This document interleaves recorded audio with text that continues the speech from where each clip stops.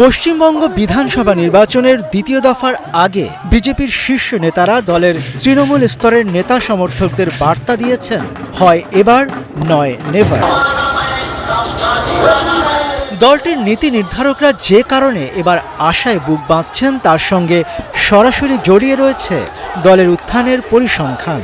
2016 সালের বিধানসভার ভোটে যে দল মাত্র 3টি আসন পেয়েছিল, 2021 সালে সেই দলই 77টি আসনে পৌঁছে যায়। তৃণমূল শক্ত হাতে ক্ষমতা ধরে রেখেছিল ঠিকই, কিন্তু বিজেপি হয়ে ওঠে রাজ্যের প্রধান বিরোধী শক্তি। এই উত্থানই এবার নির্বাচনে বিজেপির ভেতরে মসনদ দখলের বিশ্বাস তৈরি করেছে।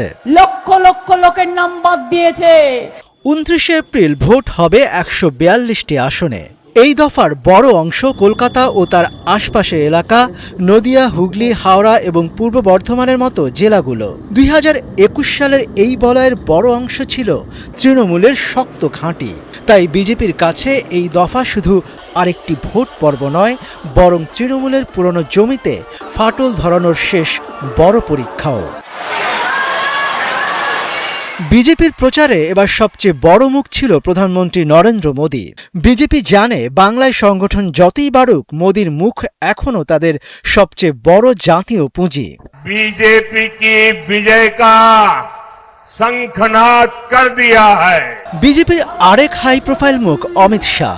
বিশ্লেষকদের দাবি, এবারের ভোটে বিজেপির সবচেয়ে আক্রমণাত্মক কৌশল তার হাতেই। পরিবর্তন কি দৌড় কো वो आगे बढ़ाए। রাজনৈতিক বিশ্লেষকদের মতে বিজেপির অঙ্ক এবার খুব সহজ। দলটি হিসেব মেলাচ্ছে 2016-তে 3 আসন থেকে 2021-এ 77 আসনে পৌঁছেছে তারা। এই উত্থানই বিজেপিকে আশা দেখাচ্ছে বাংলায় ক্ষমতার দরজা খুলতে পারে তারা। আর তৃণমূলের জন্য চ্যালেঞ্জ হলো সেই ধাক্কা ঠেকিয়ে নিজেদের পুরনো জমি ধরে রাখা।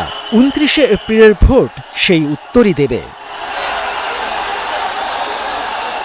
মনিরুজ্জামান বাবু, 71।